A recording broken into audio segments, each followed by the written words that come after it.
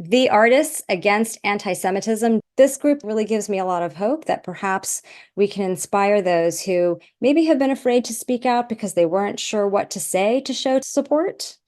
And maybe this will encourage others to show more allyship.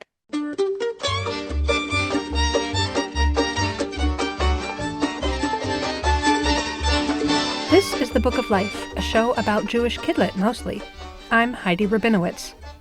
The Artists Against Antisemitism is holding an auction December 15th to 22nd, 2023, to benefit Project Shema. And even if you are listening to this podcast after the auction is over, you can still help.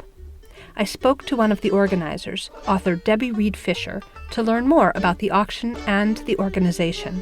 Listen up to hear how you can fight anti-Semitism too. Debbie Reed Fischer, welcome to the Book of Life. Thank you so much. And thank you not only for having me to discuss the Artists Against Antisemitism and the auction, but I just wanted to thank you in general for this wonderful podcast that gives Jewish authors a voice. And I think the work you're doing is wonderful. So I'm very honored to be here. Thank you. Well, thank you so much. That's lovely. So tell us about Artists Against Antisemitism. What is this organization? So this organization is very new. And basically the way it started was after October 7th happened, the attack in Israel, the spike in anti-Semitism that happened here in the United States was shocking for all of us. And a group of authors who write women's adult fiction were texting each other, and what we in children's books, we call it the whisper network. When there are things that happen that are shocking for Jewish authors, we private message each other, we text, there's a sense of community among the Jewish authors. I think it started off with maybe 3 or 4 people, and then the group text kind of grew. It wasn't so much about Israel. It was really what was happening in our own backyards. The people in the streets calling for the destruction of the Jewish people, seeing swastikas as they were walking home their children from school. And as people shared their experiences and opened up their hearts, then the subject came up. Well, we need to do something about this. And so the founders formed the Authors Against Antisemitism. And that was in early November.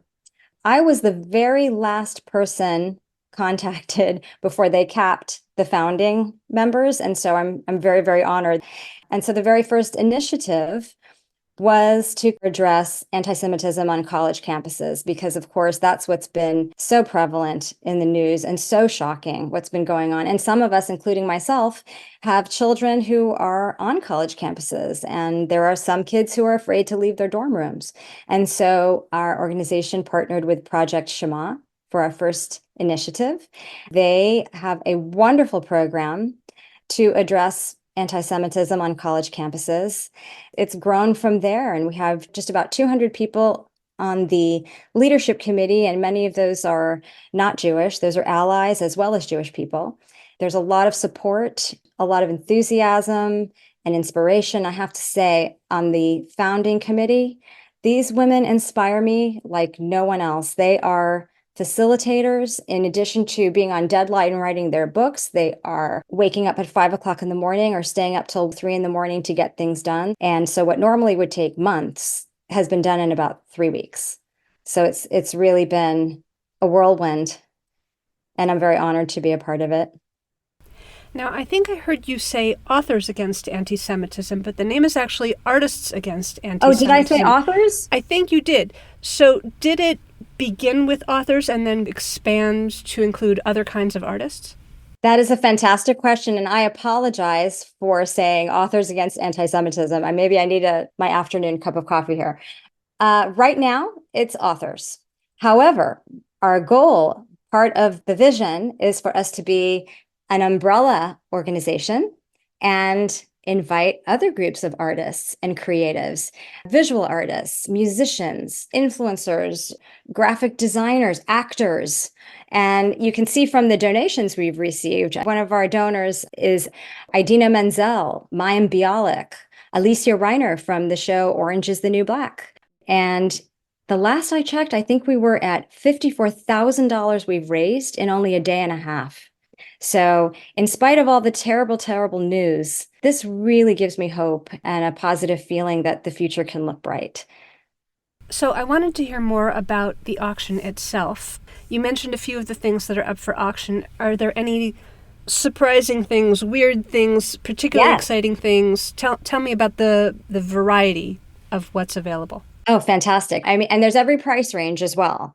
So you can get a pair of decorated, hand-drawn Converse sneakers by artist Alyssa Reese with all the characters of your favorite book, or it can be from a song, the lyrics of a song. It could be from a movie. So you can personalize something customized. There's also luxury bundles, a spa bundle, Diamonds Are Forever bundle. There's also Jewish history bundles, Yellow Star with a Star of David necklace that goes along with a true story of one of the 12 children who survived the Polish ghetto.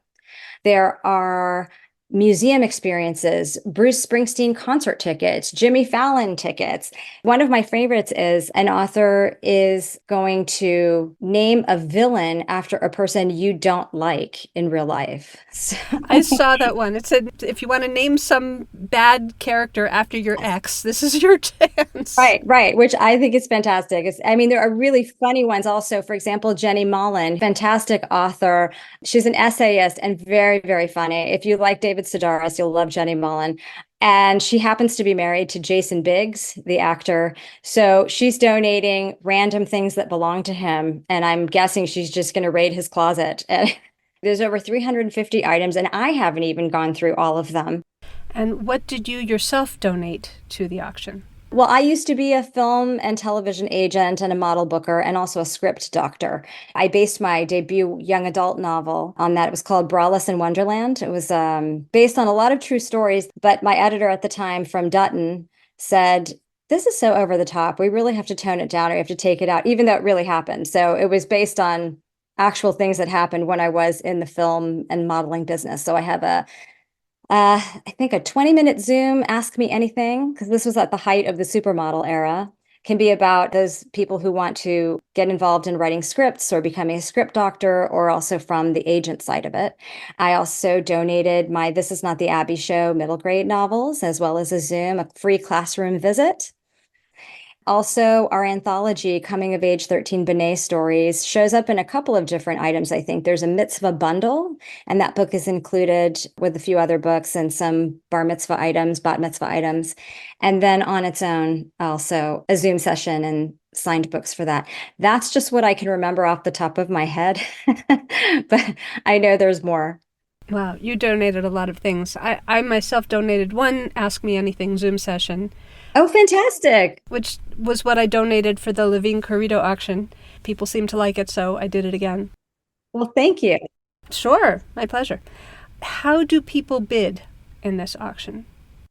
Well, if you go onto the website, there's the link for the auction. It shows you how to do it. It's theartistsagainstantisemitism.com.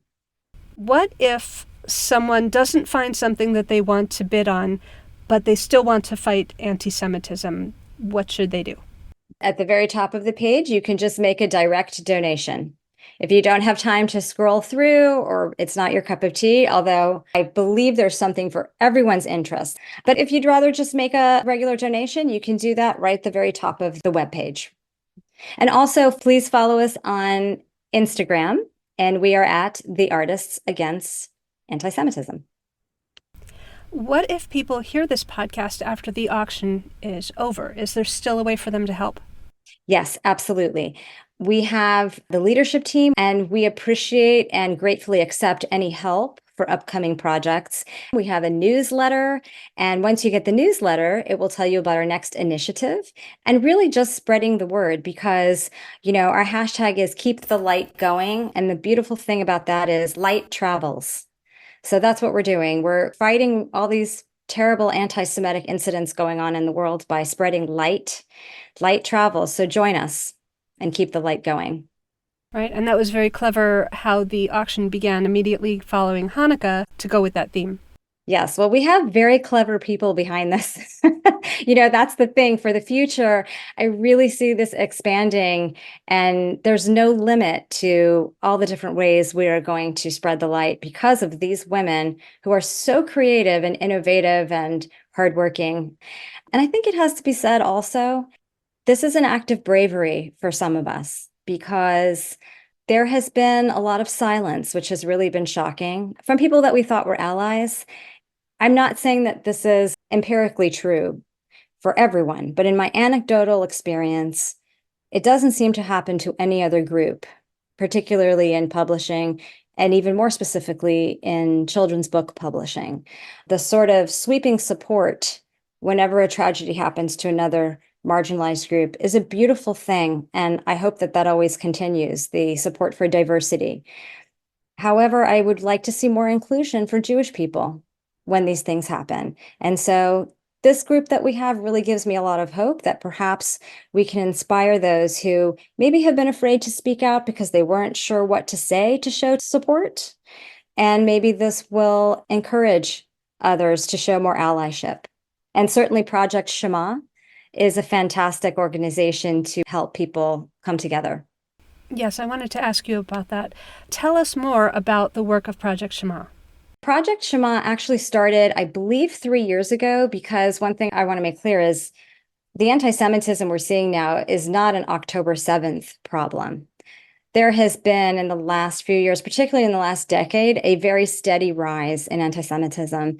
And a lot of people are just unaware of it. It doesn't get the same news coverage as a lot of other hate crimes, when in actual fact, anti-Semitic hate crimes top the list of religious hate crimes. They are number one. And so Project Shema was founded a few years ago to address that by going to select college campuses with programming to talk about anti-Jewish bias, to illuminate both faculty and students about Jewish history, Jewish trauma, and what the Jewish experience is. It's about communication and building bridges. And it's a really fantastic program that is approved by many Jewish organizations. And these are organizations with very different mission statements. Some are on opposite sides of the political divide and all of that, but everybody seems to completely agree that Project Shema is doing wonderful work. I have to agree. I wanted to mention that I just recently attended a webinar led by Project Shema, and it was incredible. Such an amazing speaker. His name was Zach Schaefer. He was so thoughtful and informative and passionate and well-spoken. I learned so much. It was really amazing. So they are definitely a deserving organization. I'm so happy to hear that. You are an artist against anti-Semitism, so tell us about your own work. Thank you. First, let me start with what I'm working on now, because it actually is about anti-Semitism. I'm currently writing a manuscript based on my family. My grandparents were twice exiled, first from Lithuania and secondly from Cuba in the same lifetime. And if my grandparents hadn't made it to Cuba, I would not be here.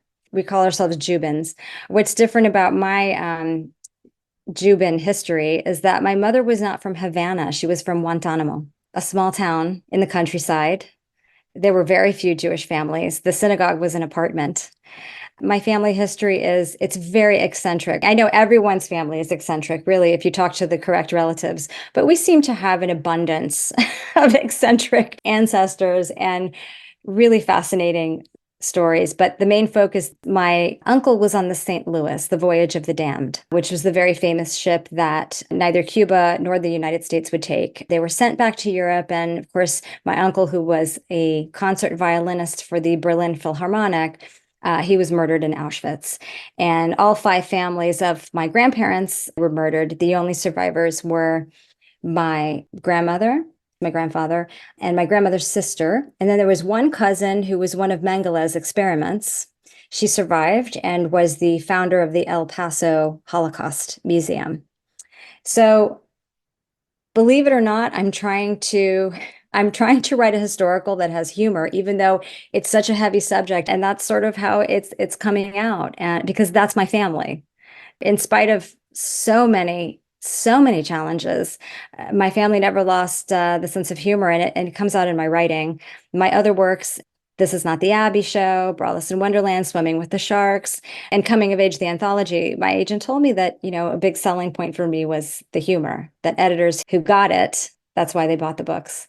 So I've done young adult, I've done middle grade, and this is my very first historical that I'm working on. I've done short stories. And I actually quit the business. I thought I was retiring for a long time. I left Kidlit and publishing and all of that for quite a few years, but it's not done with me. I keep getting letters from readers and wanting to know when my next book is coming out. And then, of course, I've been very inspired after finding family photos and interviewing relatives to write the book I'm writing now. All right. Thank you for sharing all of that. Debbie, you are a member of the Jewish Kidlit Mavens group on Facebook, a group that I created with my friend Susan Kusel. It's a pleasure to have you as a member. Can you tell us a little bit about your experience within the Jewish Kidlit Mavens group? I was off the scene, off the grid, out of everything for a very long time. So it's only been in the last, I want to say maybe 6 or 7 months that I've really been enjoying the Mavens page and getting to know people and getting to know you. And I just think the support and the dialogue and the warmth and generosity that I see on the page, it's not only an eye opener for me to have this sense of community within the Jewish Mavens group. I love that there are librarians like yourself, there are authors, there are editors. It's an incredible community that you've built. I just really enjoy spending time on that page because I also feel that it's not toxic. There are a lot of Facebook groups that can become toxic, and I just feel so much support and warmth from the things that people post. And so thank you for creating that. Sure, my pleasure. So I know that you agree that sharing Jewish literature is a way to fight anti-Semitism. And so I wanted to let you know and let listeners know that the Sidney Taylor Schmooze Mock Award blog is going to have its annual vote soon to choose the mock winners, starting the week of January 7th, 2024. So please be on the lookout for that. I'm writing it down. Hang on. January 7th is the beginning of voting. The voting will actually be in 2 rounds. So the first half of the week will be round 1. The second half of the week will be round 2. The mock winners will be announced on January 16th, right after Martin Luther King Day. And then on January 22nd at the American Library Association Conference, the real winners of the Sidney Taylor Book Award will be announced. So gearing up for that, I wanted to let you know, let everybody know. Okay. And I'm sure you'll give us reminders on the Mavens page, but I just wrote it down to put it in my calendar. So thank you for letting me know and letting everyone know. Yes. It's Tikkun Olam time. So besides participating in the auction or supporting Project Shema or Artists Against Antisemitism generally, is there any other action that you would like to call listeners to take to help heal the world? Yes. I love this question. I really, really love this question because I think Tikkun Olam, repairing the world, is the most beautiful idea in Judaism. It's one of my favorite teachings. Of course, I'm going to say, please sign up for our newsletter and bid on our auction and, join us with the Artists Against Antisemitism. But while anti-Semitism is a global problem, I think that it's so much more personal when it happens in your own backyard. Where I live, there was a middle school across the street that had swastikas. This was only 5 years ago, had swastikas all over the bathrooms, and the administration didn't do anything about it until several parents really had to go and be a squeaky wheel to get some change. And then the high school across the street from this school had a principal who denied the Holocaust. It made national news. And when he was suspended and had a chance to redeem himself, he doubled down. And still they didn't fire him until some of our political leaders and other people in the community had to reach out.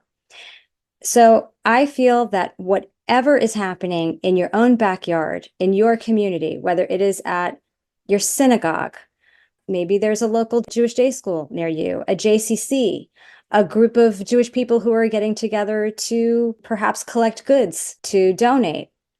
Whatever organization is near and dear to your heart, as well as in your location, That's what I would encourage people to do. Get involved and take action locally. I think you can make a big difference. Again, light spreads. So start with creating a light or joining in with others who are creating a light locally, wherever that is. That's beautiful. Thank you. Is there anything else you'd like to talk about that I haven't thought to ask you? Probably, and I'll remember it after we log off. My most recent middle grade novel, This Is Not the Abby Show, is about a girl who has ADHD. By the way, it was the first middle grade novel that had a girl with ADHD. Before that, whether it was Percy Jackson or Jack Gantos's wonderful Pigza series, it was boys. Girls can have it too. So to your point, I said to a friend of mine recently, I make plans and my ADHD laughs. So I will remember important things that I wanted to bring up as soon as we end this podcast. But I thank you very, very much for everything and for helping us spread the word about the Artists Against Antisemitism. And thank you very much, Heidi. Thank you for your hard work on putting this together. Even with such a big team, I'm sure all of you are very busy. So yes, thanks for making the time. And thank you. All right. Well, Debbie Reed Fischer, thank you so much for speaking with me. Oh, it was my pleasure, my honor, and I'm very grateful. Hi, this is Aviva Rosenberg, Chair of the Sidney Taylor Book Award Committee. I'll be joining you soon on the Book of Life podcast. I'd like to dedicate my episode to Rebecca Levitan, my longtime best friend, a fellow librarian, and the real reason that I'm involved with the Association of Jewish Libraries and Sidney Taylor at all. Thanks, Becca.